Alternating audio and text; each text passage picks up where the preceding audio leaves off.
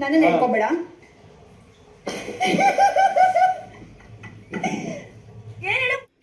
S ವೀಕ್ಷಕರೇ, ನೋಡಿದ್ರಲ್ಲ, ಕಳೆದ ವಾರ ಅಷ್ಟೇ ಇಲ್ಲಿ ಸೂರಜ್ ಅವ್ರಿಗೆ ಬೆನ್ನಿಗೆ ಗಾಯ ಆಗಿದೆ.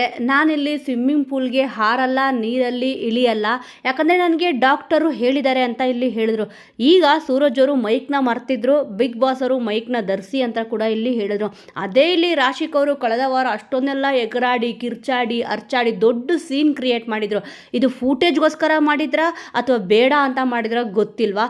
ಒಟ್ಟಿನಲ್ಲಿ ಇವಾಗ ನೋಡಿ, ಇವಾಗ ಸ್ವಿಮ್ಮಿಂಗ್ ಪೂಲ್ಗೆ ಇಳಿದಿದ್ದಾರೆ. ಅಂದರೆ ಏನೊಂದು ಪನಿಷ್ಮೆಂಟ್ ಕೊಡಬೇಕಿತ್ತು, ಇಲ್ಲಿ ರಾಶಿಕ್ ಅವರು ಪನಿಷ್ಮೆಂಟ್ ಕೊಟ್ಟಿದ್ದಾರೆ.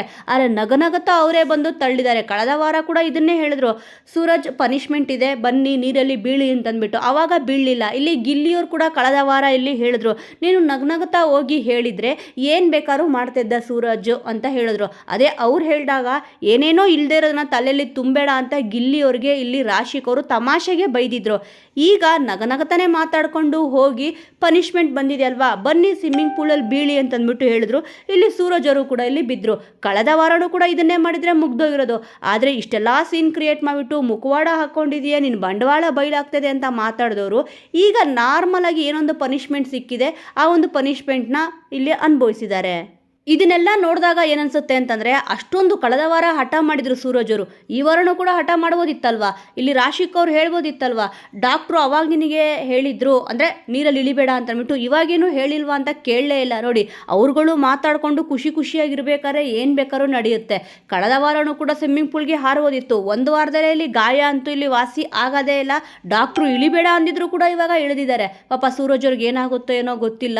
ನೋಡಿ, ಕೆಲವೊಂದು ಸತಿ ಬೇಕು ಅಂತ ಫೂಟೇಜ್ಗೋಸ್ಕರ ಇಲ್ದಿರೋ ಕಂಟೆಂಟ್ನ ಹುಡ್ಕಕ್ಕೆ ಹೋಗ್ಬಿಟ್ಟು ಅವರ ಒಂದು ವ್ಯಕ್ತಿತ್ವ ಹೇಗೆ ಅಂತ ಇಲ್ಲಿ ತೋರಿಸುತ್ತೆ.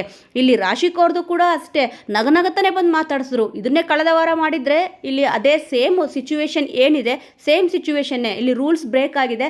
ಆದರೆ ಅವ್ರು ಕಳೆದ ವಾರ ಹೇಳಿದ ರೀತಿನೇ ಬೇರೆ ಇತ್ತು, ಈ ವಾರ ನಗನಗತ ಹೇಳಿದ ರೀತಿನೇ ಬೇರೆ ಇದೆ.